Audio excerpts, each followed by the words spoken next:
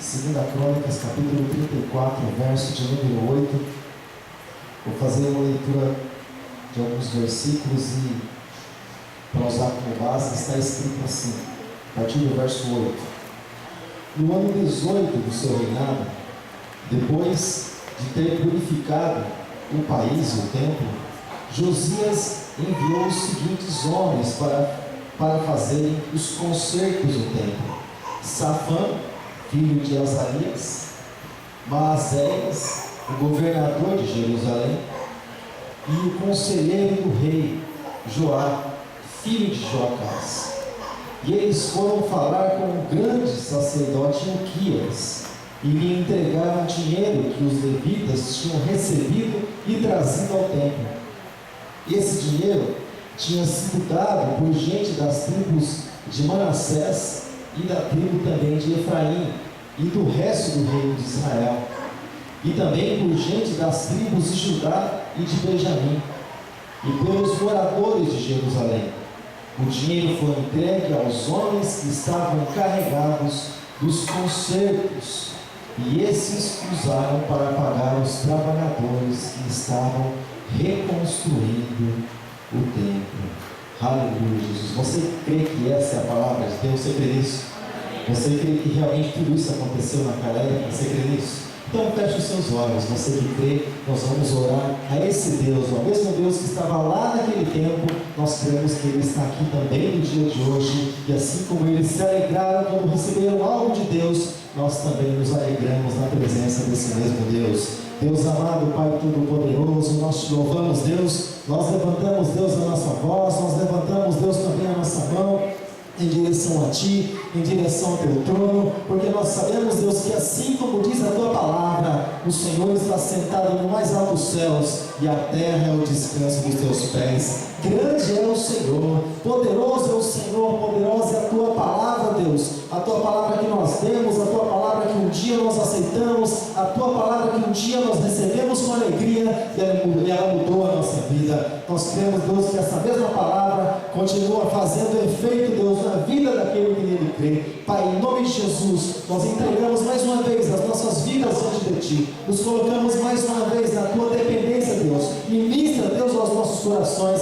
Trata, Senhor, conosco mais essa noite, Deus, em nome de Jesus. Nós te louvamos, nós pedimos, já te agradecendo. Amém, Jesus, amém, e graças a Deus. Amém, querido? Pode se assentar, em nome de Jesus, dando glória a Deus, agradecendo ao nome do Senhor.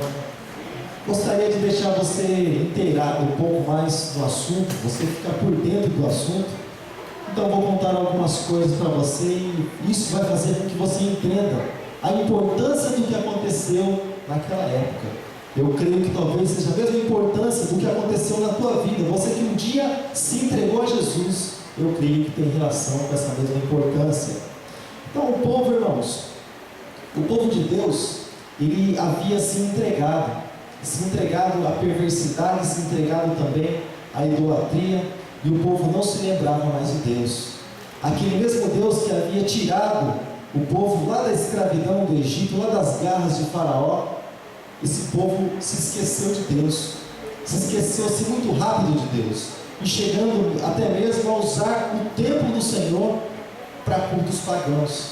É como se, por exemplo, hoje nós nos esquecêssemos de Deus, virássemos as costas para o Senhor e ainda assim usássemos esse templo para adoração a ídolos. É a mesma coisa que o povo fez naquela época. E eles adoraram aos deuses e não ao Deus de Israel, e não ao Deus Todo-Poderoso, ao Deus que criou os céus e a terra. Então, o templo naquela época, nós podemos chegar à conclusão que estava em uma situação precária, estava em situação, vamos dizer assim, de ruína. Agora imagine como poderia, por exemplo, como estava, ou um lugar sagrado, vamos chamar assim, do povo de Israel, o povo judeu, porque o povo judeu, o que eles tinham de mais magnífico era o templo. Até mesmo quando Jesus falou que aquele templo seria derrubado, mas ele falando dele mesmo, mas embora ele profetizou também sobre o templo, os judeus ficaram irados, ficaram muito revoltados contra Jesus, porque o templo para eles era tudo. O templo significava tudo para eles. Então agora imagine o templo sagrado dos judeus sobressaindo ali pessoas idólatras, pessoas fazendo sacrifício a outros deuses, pessoas sacrificando, muitos sacrificavam na época animais e até mesmo crianças, muitos sacrificavam os seus próprios deuses. Isso no templo de Deus, no templo do Senhor, na igreja do Senhor. Agora, querido, alguma coisa precisava ser feita naquele lugar. Fala comigo, alguma coisa ainda precisa ser feita. Naquele lugar, querido, necessitava ser feita uma limpeza física, sim, é claro também, porque depois de tantos sacrifícios a deuses pagãos, mas precisava também ser feita uma limpeza espiritual. Uma limpeza espiritual para que quando eles voltassem, ou se eles voltassem a adorar ao Senhor, o Senhor pudesse receber. Mas tem que ser feita a limpeza? Tem. Você se lembra quando Elias, por exemplo, foi sacrificar ao Senhor, quando ele foi orar ao Senhor, ele mandou restaurar o altar, tirou tudo aquilo que os deuses, aqueles que adoravam ao Deus Baal, ele mandou tirar tudo, mandou reestruturar o templo, mandou restaurar tudo aquilo para que ele pudesse se oferecer ao Senhor Deus, para que Deus pudesse aceitar, porque o Senhor não ia com certeza fazer algo no meio daquilo que estava imundo, no meio daquilo que era abominável aos seus olhos. Então, o culto ao Criador é como se ele estivesse desativado, como se ele não funcionasse mais, como se as pessoas não cultuassem mais ao Deus Todo-Poderoso. Então o povo, ele não trazia mais os seus dízimos, o povo não trazia mais as suas ofertas ao templo do Senhor, à casa de Deus, e assim também não havia sustento, tanto para os sacerdotes como também para os levitas, porque os sacerdotes e os levitas, eles eram sustentados, eles viviam no templo e eles trabalhavam no templo, a vida deles era no templo e eles eram sustentados por isso, pelas ofertas, pelos dízimos. Eles, quando nós falamos em levita até mesmo, não era simplesmente as pessoas que cantavam no templo, mas eles também faziam todo o serviço no templo.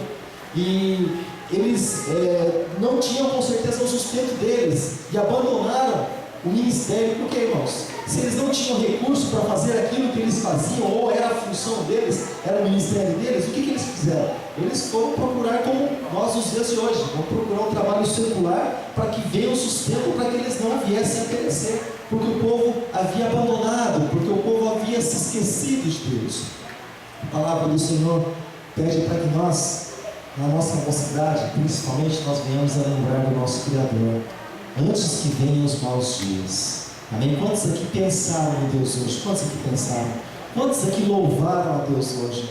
Quantos aqui leram da palavra de Deus hoje? Amém, querido? Deus, ele se agrada disso. Então, querido, eles largaram os seus ministérios para que eles pudessem ter um sustento. E é claro, a obra de Deus com certeza não foi prejudicada. Porque agora imagine a obra de Deus sem os levitas e sem os sacerdotes. A obra de Deus estava totalmente abandonada. E então, querido, a palavra de Deus era algo que na época, querido, você pode até imaginar e pode até pensar, vai criando, vai imaginando um filme aí na tua mente, na tua vida, no teu coração até mesmo. Eles tinham, para você ter uma ideia, perdido a essência. Existe uma canção que diz: estou voltando à essência da adoração. Eles tinham perdido essa essência, vamos chamar assim, esse cheiro, esse perfume de Cristo, eles não sentiam mais, sabe, irmãos? E a palavra de Deus, até mesmo ela havia se perdido no lugar onde menos se imaginava, porque quando se perde em lugares por aí, de um lado para o outro, em algum canto, tudo bem. Agora olha só, onde é que a palavra se perdeu? 2 Crônicas 34:14, está escrito assim: enquanto entregavam o dinheiro que havia dado para o templo, e Uquias achou um livro da lei de Deus, a lei que o Senhor tinha dado por Moisés. E Uquias disse a Safã, o escrivão: achei o livro da lei aqui no templo. E deu o livro a Safã. Sabe onde ele achou o livro da lei? No templo, no próprio templo. Ou seja, por que estava perdido o livro da lei? Porque eles não liam mais, porque eles tinham perdido o gosto pela palavra. Você sabe aquela pessoa, graças a Deus que aqui não tem essas coisas, mas você sabe aquela pessoa que ela, no dia do culto, ela procura desesperado a Bíblia e fala: meu Deus, eu vi essa Bíblia em algum lugar. E ela procura desesperada de um lado para o outro. Ela fala: onde será que eu vi essa Bíblia? E aí, depois de muito custo, ela encontra a Bíblia assim, toda empoeirada. Você sabe pessoas assim? Exatamente, querido. A lei havia se perdido e eles encontraram, querido, a lei do Senhor no templo. Mas por esse motivo, irmãos, existe uma frieza muito grande no coração dos judeus, no coração dos hebreus, no coração daquele povo. Porque a ignorância espiritual chegou até eles. A ignorância é falta de conhecimento. Nas terças-feiras nós temos aqui, querido, um estudo, um bate-papo com relação à palavra de Deus, a respeito da palavra de Deus, estudo bíblico. Mas esse povo ele não conhecia a lei de Deus, não conhecia. As pessoas estavam ali nascendo, estavam crescendo, elas desconheciam aquilo que estava escrito na lei, a mesma lei que Deus deu a Moisés, lá onde o monte fumegava e cambaleava um monte, raios caindo para todo lado, aquele barulho de trovão. O povo se esqueceu dessa lei. O tempo passou e o povo se esqueceu dessa lei. E eles não conheciam a lei de Deus. Agora deixa eu falar uma coisa para você. Se o povo não conhecia a lei de Deus, como é que eles poderiam fazer a vontade de Deus se eles não sabiam qual era a vontade de Deus? Eles poderiam até ter uma boa intenção, o que será que Deus quer? Mas eles não iriam conseguir, porque eles não sabiam realmente o que Deus queria, porque tudo isso estava perdido, tudo isso estava desamparado, tudo isso estava largado, tudo isso estava deixado para trás.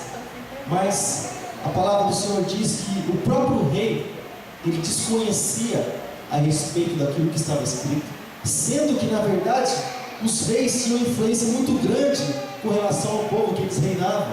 Você pode ver que quando eles se levantavam um rei ímpio, o povo partia para a impiedade, partia para a idolatria. Quando se levantava um rei que temia Deus, o povo se voltava para Deus. Então o rei tinha influência muito grande, mas aqui o rei não conhecia o que estava escrito. O próprio rei desconhecia como que ele iria influenciar o povo, como é que ele iria expressar a vontade divina, a vontade de Deus para o povo.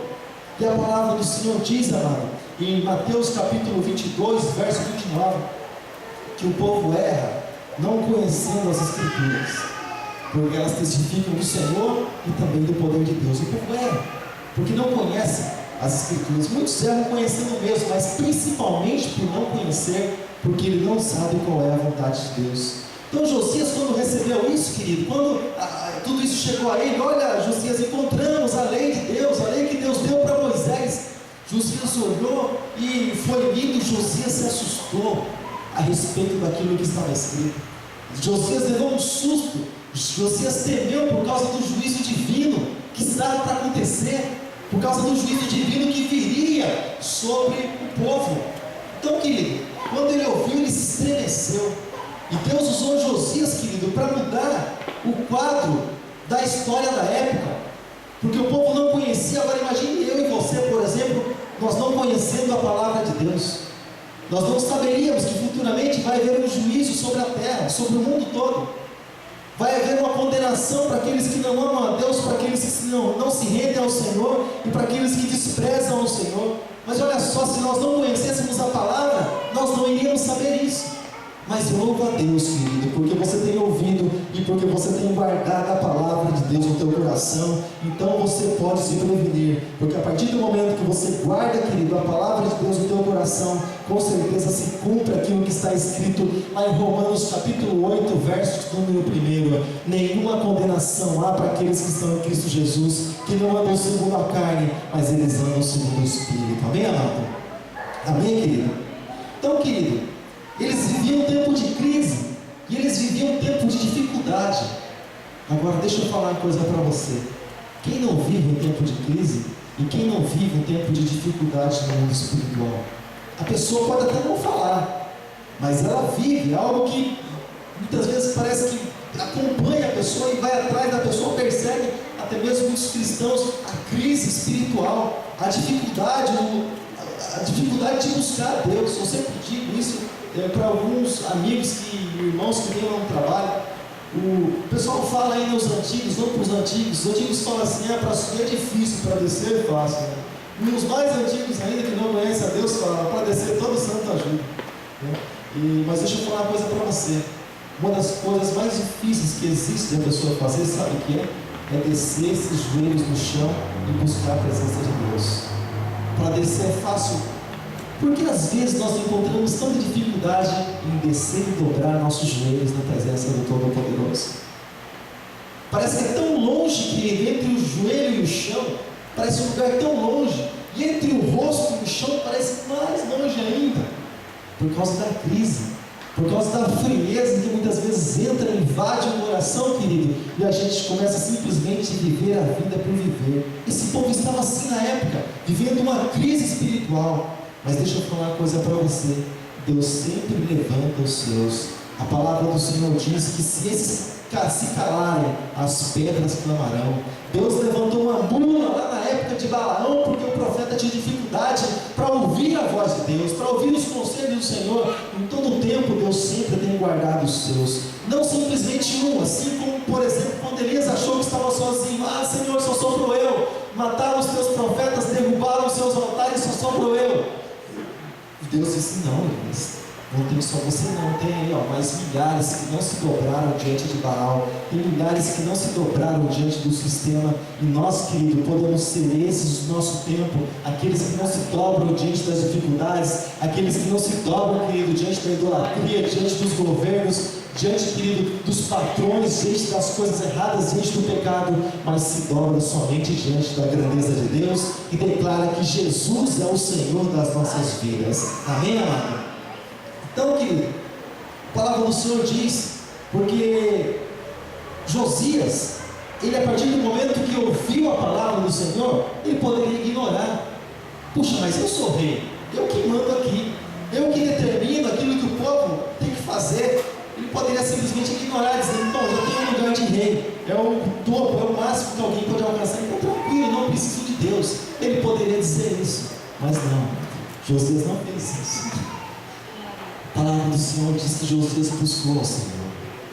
E a palavra de Deus diz, querido, em Ezequiel capítulo 22, verso de número 30, assim como quando nós buscamos ao Senhor, nós procuramos um lugar onde nós podemos entrar para fazer a obra de Deus, assim também o Senhor busca. O Senhor também busca. Ele diz assim, Ezequiel capítulo 22, verso de número 30: busquei entre eles um homem que tapasse o muro e se colocasse na brecha perante mim, a favor dessa terra, para que eu não destruísse, mas a ninguém achei. Que o Senhor, quando estiver procurando esse homem, estiver procurando essa pessoa, e Ele está procurando pessoas para fazer a diferença nesse tempo, que o Senhor possa achar a mim e que o Senhor possa achar a você, amém, querido? Para fazer a vontade dEle. Então, alguns poderiam dizer assim: puxa, mas por que Josias? Tinha lá os sacerdotes, tinha tantos outros, tinham levitas, tinham profetas dela, mas por que Josias? Por que o rei? Josias era tão jovem, lá em 2 Crônicas 34:3 diz que ele era jovem, de uma família ímpia. A família de Josias não era uma família cristã, uma família que temia Deus, uma linhagem sacerdotal, não, mas era uma família que não temia ao Senhor. Ele não conhecia a lei de Deus, não conhecia a palavra, mas mesmo assim, querido, o Senhor separou Josias para aquela época. Por que o Senhor separou Josias se ele não tinha algo assim de característica de alguém de Deus? Porque quando ele ouviu, a primeira coisa que ele fez, temer, tremer e buscar a presença de Deus. O Senhor está procurando pessoas, querido, que estejam assim, em um suporte, sabe, assim no alto, assim com as mãozinhas, uma auréola na cabeça, umas asinhas aqui atrás, assim que fica, negócio assim que fica, se não for, você me corrige. Assim, o outro já vai com o símbolo na sombra, assim, né? O Senhor não está procurando pessoas assim.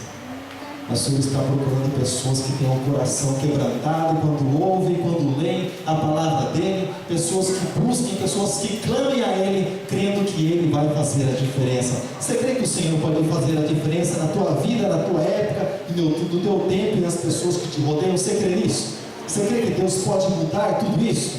Amém, querido? Porque a palavra do Senhor, ela diz assim, amado: Josias buscou. Em Jeremias capítulo 29, verso de número 13, está escrito assim: buscai-me eles e me achareis, quando me buscardes de todo o vosso coração, e serei achado, diz o Senhor. Ou seja, quando nós buscamos o Senhor, Ele se revela, Ele se mostra para cada um de nós, quando nós buscamos a Ele de todo o coração, de toda a nossa alma, com todo o nosso entendimento, o Senhor se manifesta em nossas vidas. Amém, querido?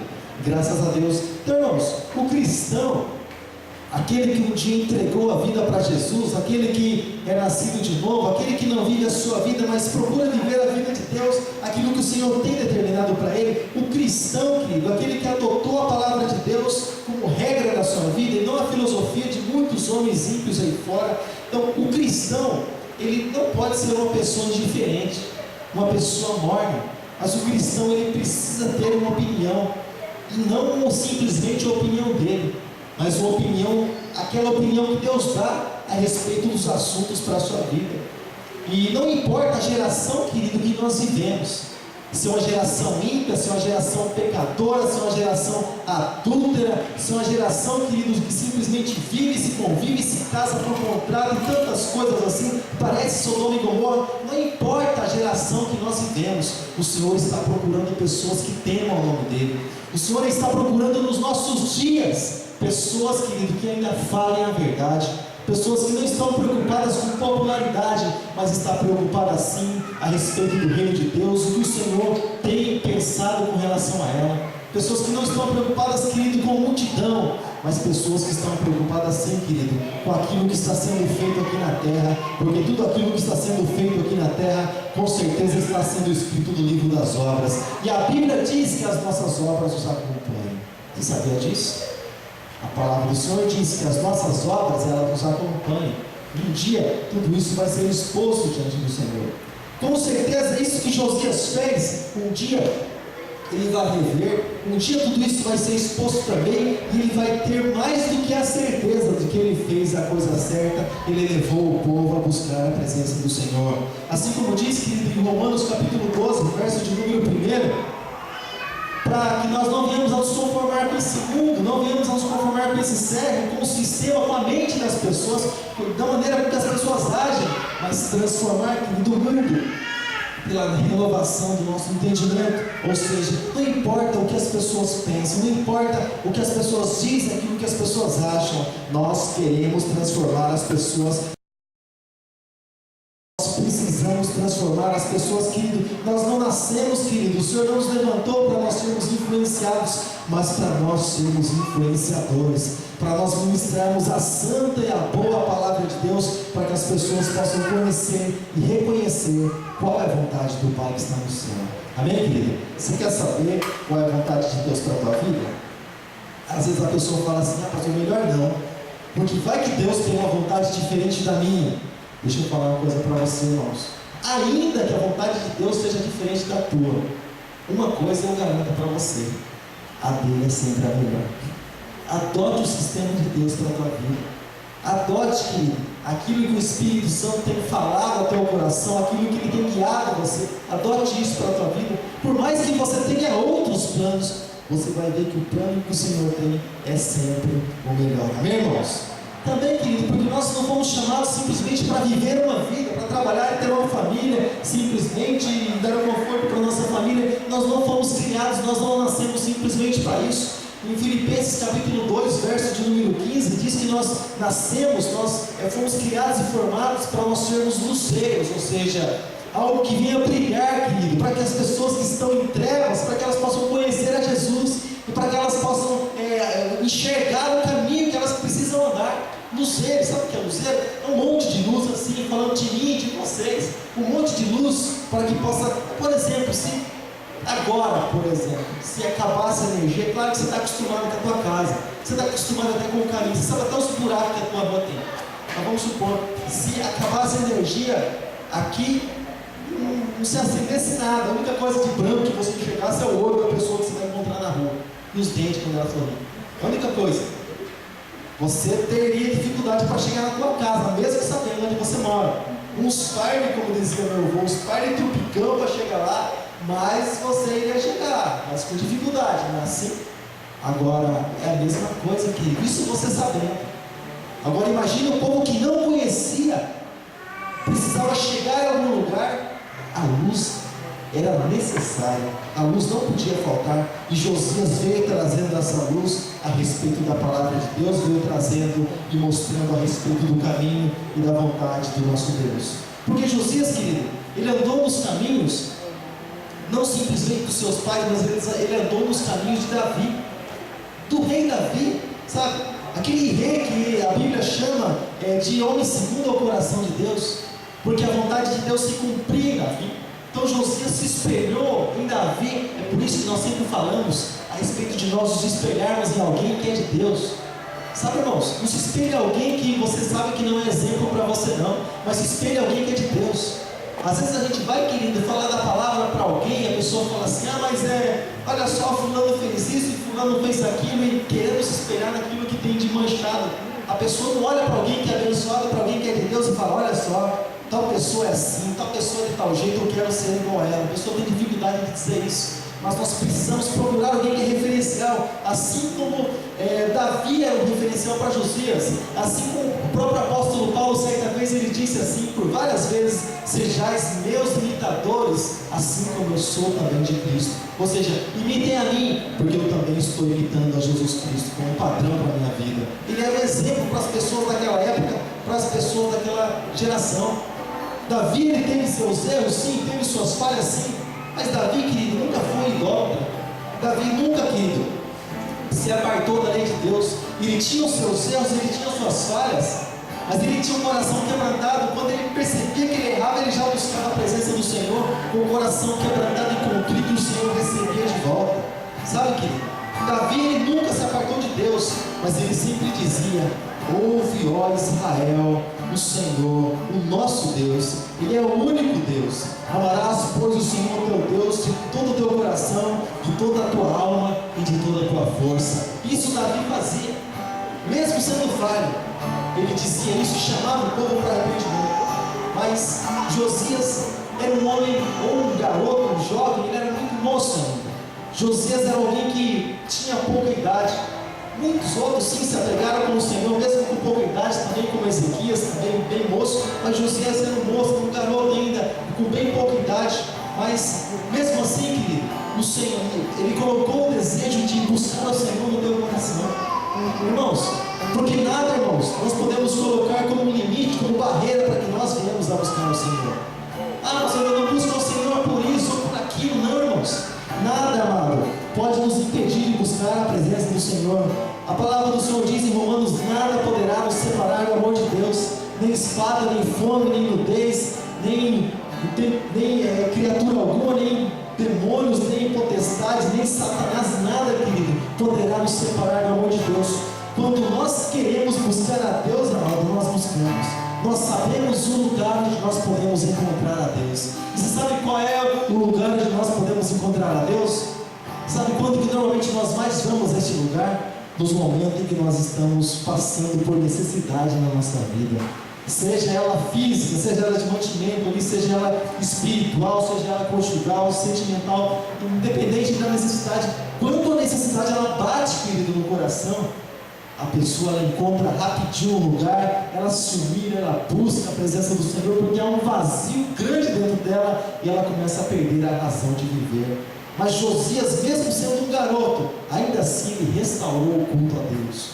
O culto não existia mais, mas Josias chamou todo o povo ali e devolveu cada um o seu ministério, e os levitas voltaram a trabalhar no templo, eles também voltaram a louvar e a cuidar do templo. Os sacerdotes voltaram a instruir e também fazer suas apresentações diante do Senhor, tantas vezes ao dia, como era de costume da lei, e cada um voltou, querido, a buscar o Senhor como você deveria buscar. Por quê, querido? Porque a palavra do Senhor chegou naquele lugar, e o povo tomou decisão, e o povo tomou atitude, querido.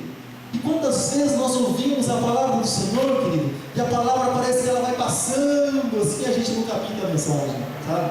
A palavra vai passando assim, parece que ela passa por nós, assim, sabe? Querido, não deixe a palavra de Deus passar por você, querido, mas deixe ela encontrar um lugar no teu coração, para que ela possa repousar, querido, e para que ela possa fazer diferença. A palavra de Deus, querido, tem que abalar a nossa estrutura. A palavra de Deus precisa mexer conosco, precisa balançar, querido, eu e você, para que o o Senhor Ele possa fazer a obra que Ele quer fazer na nossa vida, na nossa família. O Senhor tem levantado, querido, a mim e você, a você na tua casa, eu na minha casa, você na tua casa, para que a gente possa fazer a diferença, não simplesmente para que a gente fique olhando as coisas e seja mais um salvo, não, querido, mas o Senhor tem nos levantado, querido, a mim e você, para que nós venhamos a interceder, para que nós venhamos a abençoar, para que nós venhamos a orar, para que nós venhamos a clamar, para que nós venhamos a falar, querido, da palavra desse Deus, para que tantas outras pessoas também possam a voltar a ter sentido na tua vida, para que tantas outras pessoas possam, querido, também, aqui se não conheciam,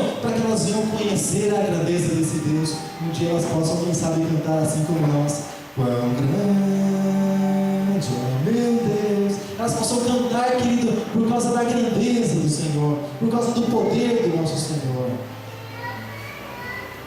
Deixa eu falar uma coisa para você nessa noite, para encerrar.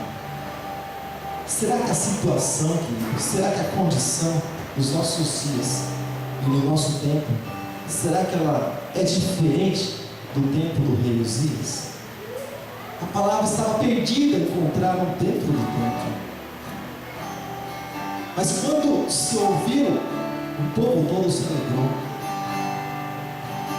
Quantos aqui podem se alegrar por causa, não por causa do homem, mas por causa da palavra de Deus? Quantos podem se alegrar? Pode pensar assim: pastor, mas como é que eu vou me alegrar? Olha a minha vida, olha a minha situação, olha a minha condição. Se eu me alegrar com a palavra de Deus, parece que nada vai mudar nessa vida. Deixa eu falar uma coisa para você, irmãos. Pode aparentemente nada mudar na tua vida. Pode as tuas lutas continuarem as mesmas até. Podem as tuas dificuldades aparentemente continuar as mesmas. Pode até mesmo aqueles que se levantam contra você continuar se levantando da mesma maneira. Pode as tribulações, as aflições até mesmo continuarem batendo na tua porta, tentando entrar no teu coração. Mas deixa eu falar algo para você. Você encontrou um companheiro para lutar com você. Você encontrou um companheiro, querido, para estar com você. Jesus disse que quando nós guardamos as palavras dele, ele estará conosco todos os dias até a consumação dos séculos. Nós arrumamos um companheiro, nós arrumamos um amigo que nós podemos contar com ele todos os dias. O povo voltou, querido, a alegria no coração, a alegria de cultuar, a alegria de adorar, a alegria de louvar. Nós também podemos ter essa alegria dentro do nosso coração todos os dias, quando recebemos a palavra e quando depositamos ela em nosso coração. Com certeza o Senhor vai nos dar a alegria de orar, a alegria de buscar, a alegria quando me disserem vamos à casa do Senhor, a alegria de clamar a esse Deus Todo-Poderoso, a alegria de falar dele na nossa família. Com certeza, querido, a alegria vai entrar. Você que está alegre pela palavra de Deus, se coloque de pé em nome de Jesus. Se coloque de pé, querido, em nome de Jesus. Se coloque de pé, amado. Aleluia, Jesus. Aleluia. Você que pode pensar assim no dia de amanhã: eu ouvi que a alegria vai entrar, mas ainda estou triste. Mas deixa eu falar para você: deixa Jesus entrar na tua vida por completo.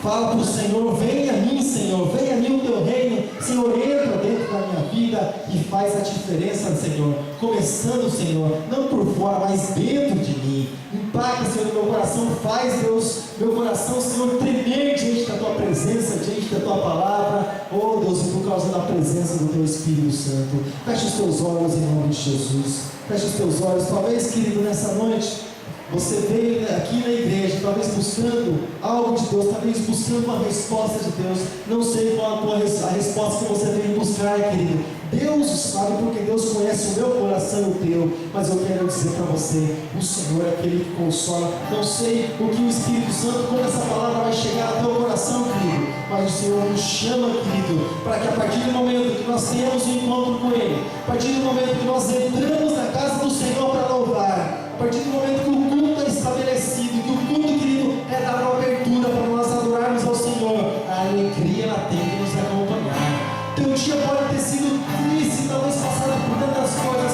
mas quando você pisa na igreja, quando você entra nesse lugar, eu creio, querido, que a alegria ela toma conta do teu coração. Aleluia. E nessa alegria, abra a tua boca. E nessa alegria, querido, abra a tua boca e comece a falar com Deus. Abra a tua boca, querido. Se você ainda não sentiu alegria, eu acho quase impossível, mas se você não sentir essa alegria, abra a tua boca, que com certeza ela vai entrar dentro de você e vai fazer morada dentro de você e vai passar a possuir você, querido, em nome de Jesus. Deus amado, Pai Todo-Poderoso, em nome de Jesus Cristo, Deus, em nome do Teu Filho amado, nós te damos graças, nós clamamos a Ti, Deus, porque a alegria do Senhor, Deus, entrou dentro do nosso coração. A alegria do Senhor, Deus, ela entrou, Deus, dentro de nós, ela trouxe vida, ela nos fez reviver, Pai. Ela deu um sentido, Deus, para cada um de nós. Nós andávamos, ó Deus, assim como nos tempos de Josias, andando de um lado para o outro, desesperados, procurando uma direção, mas nós encontramos a direção do Senhor, nós encontramos a direção na Tua palavra, nós encontramos, Deus, a direção quando o Teu Espírito Santo maravilhoso falou ao nosso ser. Aleluia, Jesus, porque assim como está escrito, que lâmpada para os nossos pés é a Tua palavra, Senhor, e luz para o nosso caminho. Clareia, Senhor, no caminho dos Teus filhos, dá, Senhor, a direção aos Teus filhos, Pai. Talvez, Senhor, em atitudes, Senhor, talvez em decisões que eles tenham que tomar, Senhor, durante essa semana, mas eu te peço, Deus, através da Tua palavra, através do Teu Espírito, Senhor, venha, Deus, dar a direção, Senhor, para que os Teus filhos possam tomar as melhores decisões, Pai, para que os Teus filhos, Pai, venham tomar a decisão principal, Deus, que é estar na Tua presença, que é buscar a Tua face e que é invocar o Teu santo nome. Pai, no nome de Jesus, Deus, entra, Deus, em cada casa, entra, Deus, em cada lar, representado aqui nessa noite, Pai, no nome de Jesus, em nome de Jesus, toma, Deus, a nossa mente, toma, Deus, os nossos olhos, Pai, Deus, entra em nosso coração, Deus, e faz morada, Pai, no nome de Jesus, em nome de Jesus, em nome de Jesus. Coloque, querido, a Tua mão no Teu coração, se for possível, coloque a mão, querido, na altura do Teu peito, na altura do Teu coração, se for possível, em nome de Jesus. Coloque a Tua mão aí, querido. Pai Santo, Pai querido, nessa hora eu intercedo, Pai, eu oro por cada filho, Deus, por cada filha do Senhor que está aqui, Pai. Deus, nós sabemos, Deus, que existem feridas, Pai, do corpo, Deus, da carne, Pai. Eu te peço, toca nessa hora, em nome de Jesus. Em nome de Jesus, essa que nós enxergamos, Deus. Restaura, Pai, vidas aqui nessa noite. Faz, Deus, a Tua obra, Deus, para que o Teu nome seja glorificado. Mas eu sei, Deus, também que, em nome de Jesus, Deus, na alma, Deus, no Espírito, Deus, existem feridas, Pai, que nós não conhecemos e que nós desconhecemos. Então eu te peço, em nome de Jesus, lá no lugar que só o Senhor pode chegar, lá no lugar que só o Senhor pode entrar, Deus, lá no secreto, lá no íntimo, Deus, eu te peço, toca, Deus, com a Tua mão poderosa. Essa mão que nós acabamos de ver, que ela não está encolhida, mas ela está estendida. Toca, Pai, em nome de Jesus. Restaura, Deus, a saúde, Deus, do espírito, da alma, Deus, também a saúde do corpo, Deus, para que os Teus filhos possam se alegrar mais e mais na Tua presença. Alegra, Deus, o Teu povo vai diante de Ti, Pai, para que o Teu povo possa celebrar, para que o Teu povo possa testemunhar e para que o Teu povo possa exaltar a Ti, Deus, em todo o tempo, em nome de Jesus, em nome de Jesus, em nome de Jesus. Oh, Senhor. Aleluia, Jesus. Continue com seus olhos fechados. Continue com seus olhos fechados. Aleluia. Aleluia. Seja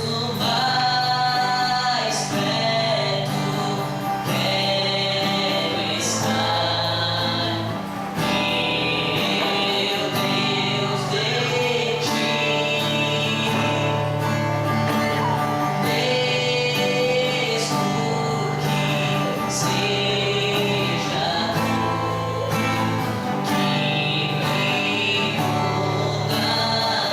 que vem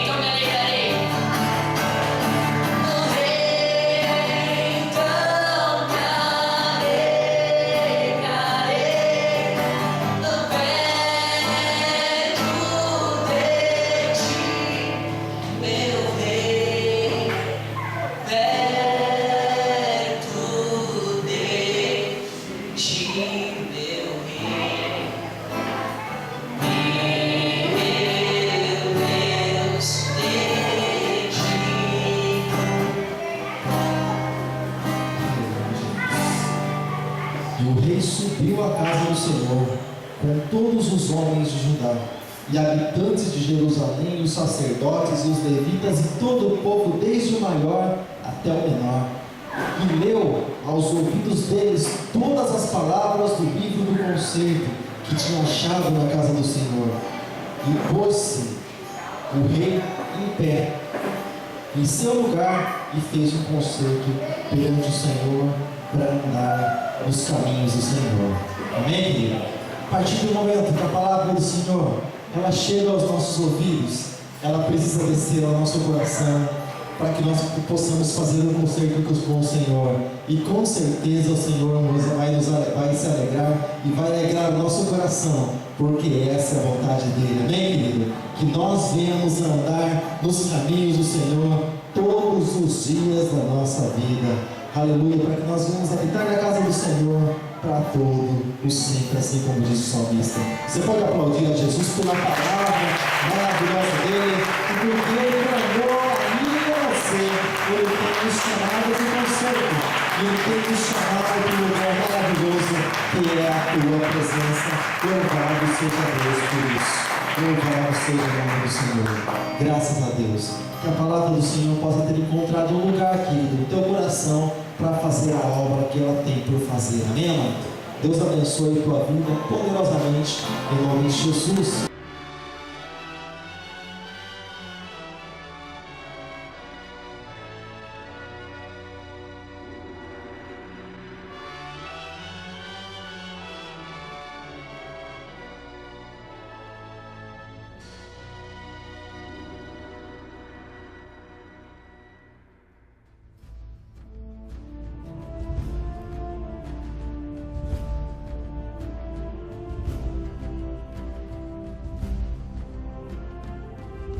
É chegada a hora do juízo final, onde pobres, ricos, grandes e pequenos, um por um, segundo suas obras, virão para serem julgados.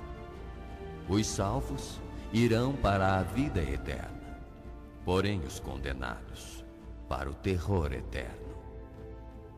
Que os livros sejam abertos, e também o livro da vida.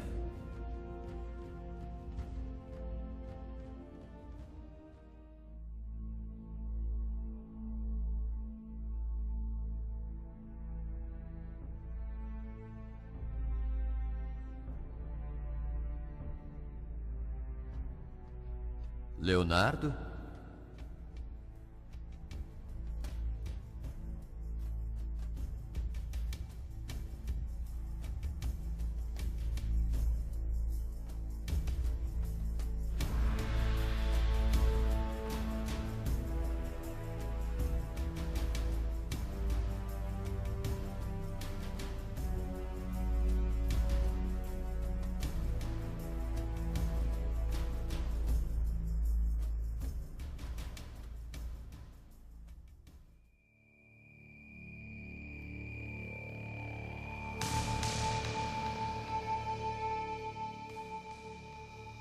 Você frequentou bailes, praticou a mentira, era invejoso, só se preocupava com você.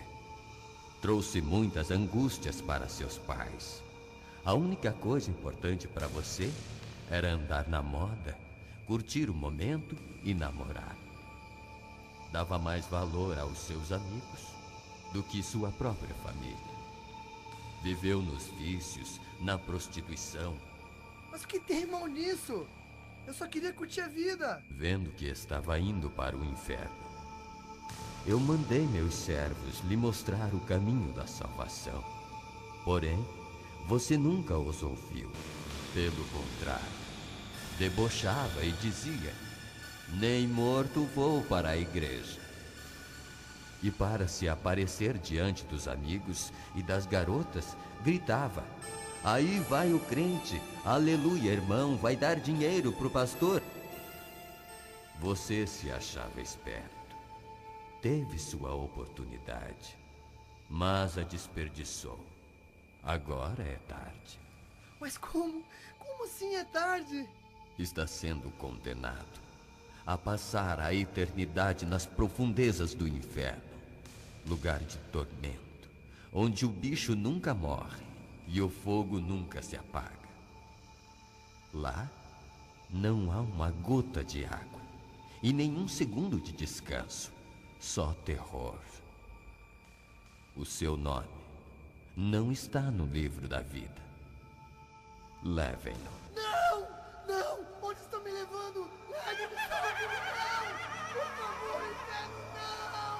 Não, por favor, não quero ir! Não! Por favor, não! Não! O inferno, não! Por favor, eu suplico!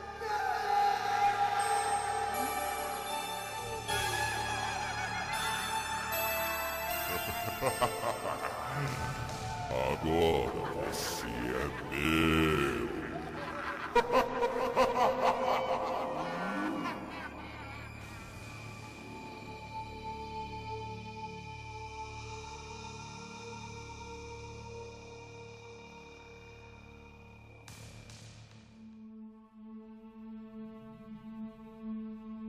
Gilberto.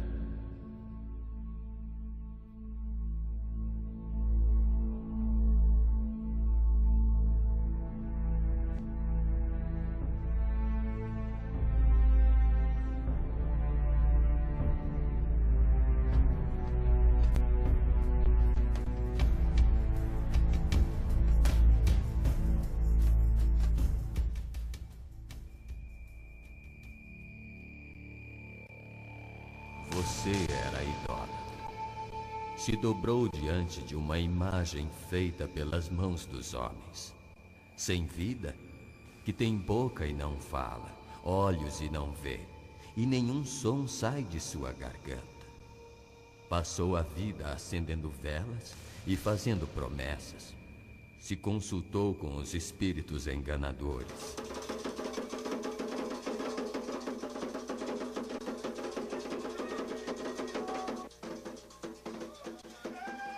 Acreditava em horóscopos, gastava todo o seu dinheiro fazendo despachos nas encruzilhadas.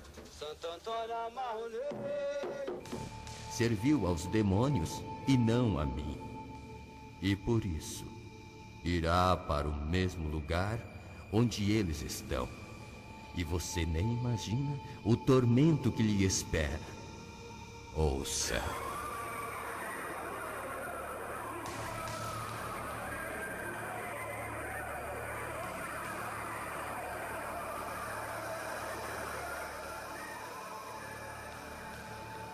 Mas eu fui religioso. E as velas que acendi não me serviu de nada. Fiz promessas. Eu não quero ir queimar no inferno. Me dá uma chance. Ao menos me mande pro purgatório. Não existe purgatório. A única maneira de entrar na vida eterna é aceitar meu filho Jesus como Salvador. E isto você não fez. Foram inúmeras as vezes que enviei o meu servo para lhe ensinar o reino de Deus. Mas você nunca deu ouvido. Como vê, desperdiçou a chance da sua salvação. E agora será lançado dentro do lago de fogo e será queimado eternamente. Seu nome não está escrito no livro da vida. Levem-no. Não! Não! Me soltem! Não! Eu não quero ir pro inferno! O fogo, não! Não! Não! Socorro! Não! Gilberto, a tua alma me pertence. Venha!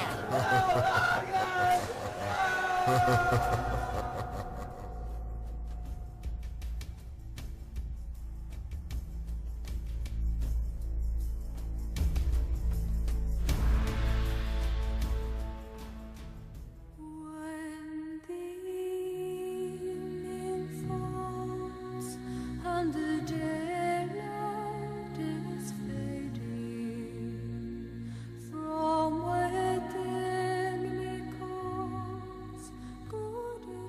soberana,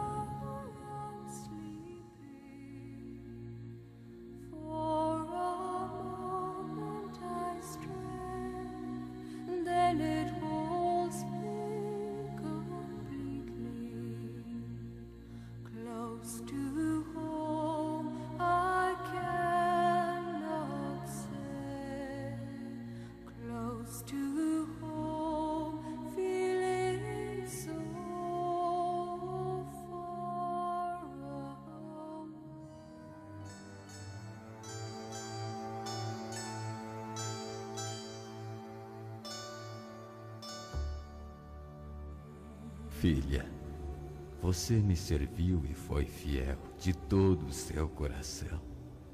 Abandonou o pecado e entrou pela porta estreita, se mantendo pura diante dos meus olhos. Mesmo quando era tentada, se afastou da prostituição e dos prazeres deste mundo, e foi cheia do meu Santo Espírito diante das mais difíceis situações. Suas orações chegaram até mim e também as suas ofertas. Nunca te abandonei. Irás para o paraíso, um lugar de paz, onde não haverá dor e nem lágrimas, onde todos os dias serão dias de festas. Você será minha filha e eu serei o seu Deus. Irá para o descanso eterno, onde nem olhos viram e nem ouvidos ouviram o que está preparado para você. Filha, o teu nome está escrito no livro da vida. Receba as vestes celestiais.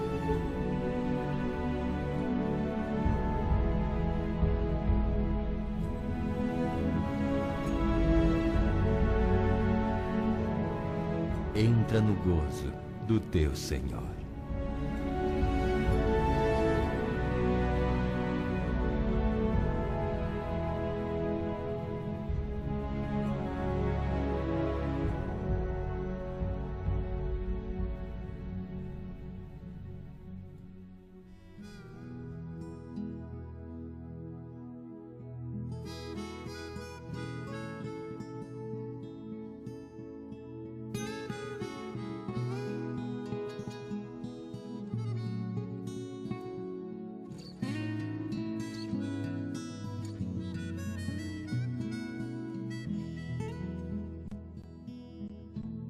Paulo, vós sois nação eleita, povo escolhido, para proclamar meu evangelho.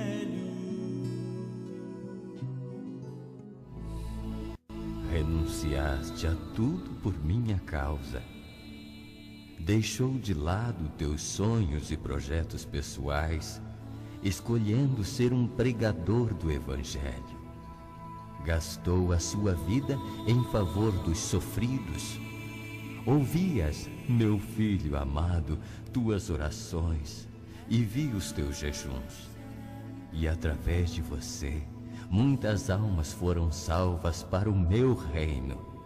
Irás para o paraíso, um lugar maravilhoso, onde não existe tristeza e nem dor, e a minha glória iluminará a cidade. Receba as vestes celestiais.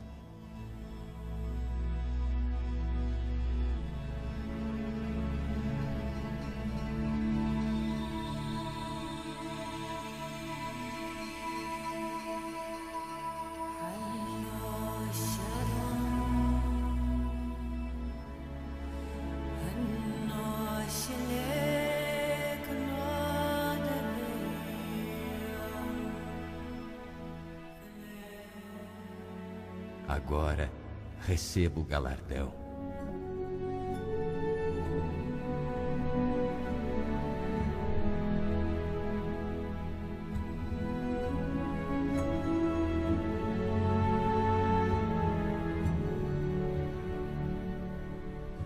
Cada pedra desta coroa é uma alma que você trouxe para o meu reino.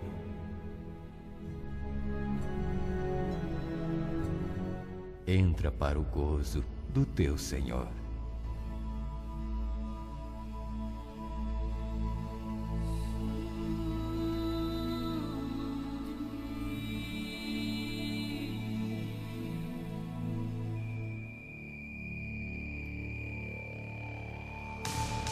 Sheila? Sheila? Sheila!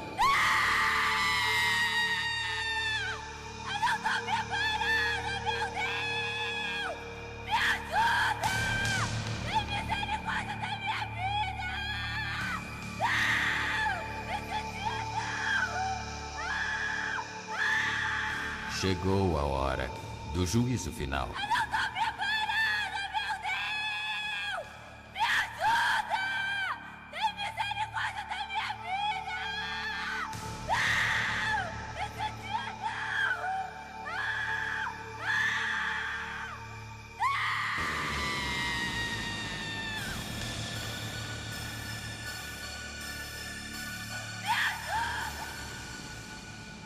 Você teve a oportunidade de ser salva no começo da sua fé.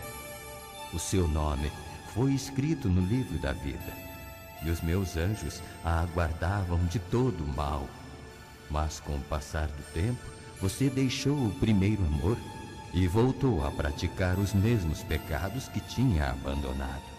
Assim, o teu nome foi apagado do livro da vida. Tem misericórdia de mim, Senhor! Tem misericórdia, por favor, me salva! Não quero ir pro inferno, meu Deus! Então, preocupado com você, enviei meus servos para te levar de volta ao caminho da vida.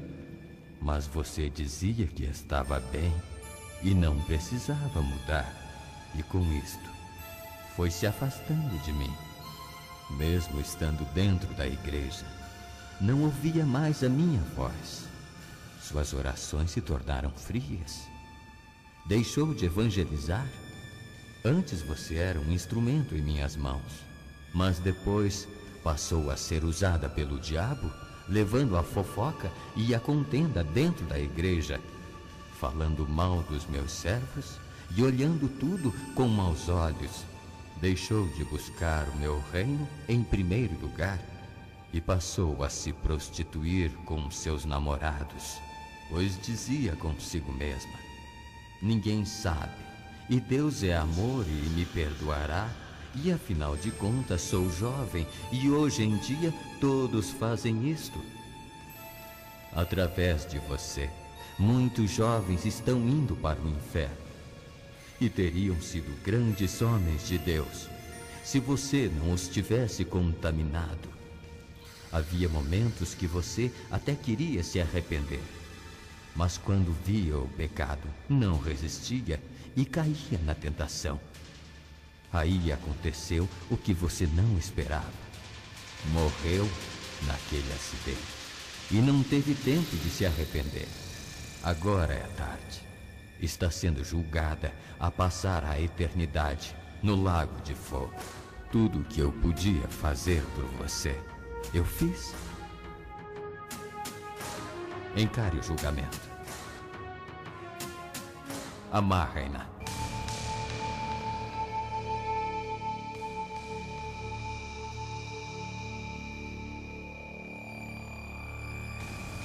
Levem.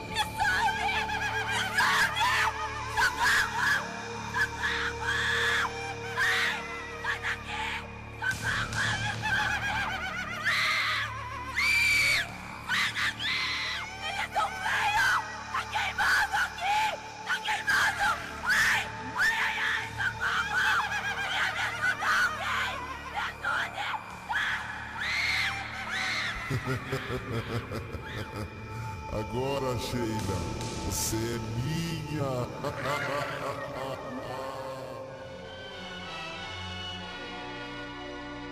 E assim foram julgados todos, um por um, segundo as suas obras.